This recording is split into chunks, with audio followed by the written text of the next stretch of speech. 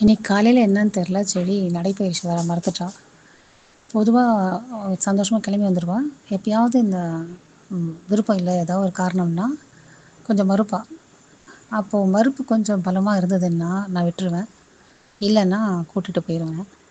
இன்றைக்கி கொஞ்சம் மறுப்பு பலமாக இருந்ததோட ஒரு சவுண்ட் வேறு விட்டேன், விட்றேன்னு. சரி, ஏதோ அவளுக்கு கஷ்டமாக இருக்குன்னு சொல்லிட்டு நானும் விட்டுட்டேன். ஒரு 5-10 நிமிஷம் கழிச்சு அவகிட்ட போய் என்னடா ஆச்சு அப்படின்னு கொஞ்சினா, தான் கொஞ்சம் குர்ருன்னு ரியாக்ட் பண்ணிட்டோன்னு அவளுக்கு ஒரு வருத்தம் போல். அதனால் அப்படியே நாக்கை சைடாக அப்படியே தள்ளி வச்சுட்டு அப்படியே ஒரு பார்வை பார்த்தா. நாய்கள் நாக்கை சைடில் தள்ளி வச்சுக்க சில காரணங்கள் இருக்குது.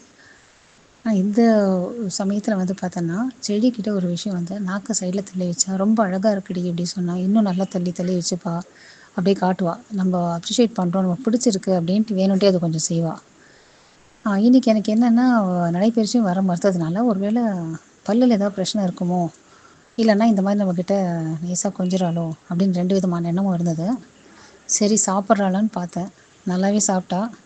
ஸோ அம்மா திருப்திப்படுத்த தான் நாக்கை சைடில் தள்ளி வச்சுருக்காங்க போல். நாய்கள் நாக்கை வெளில நீட்டுவதற்கு, இந்த சைடில் தொங்க விடுறதுக்கு காரணங்கள் பல இருக்குது. அது என்னங்கிறத டிஸ்கிரிப்ஷனில் பாருங்கள். நன்றி. எங்கள் சேனலுக்கு மறக்காமல் சப்ஸ்கிரைப் பண்ணுங்கள்.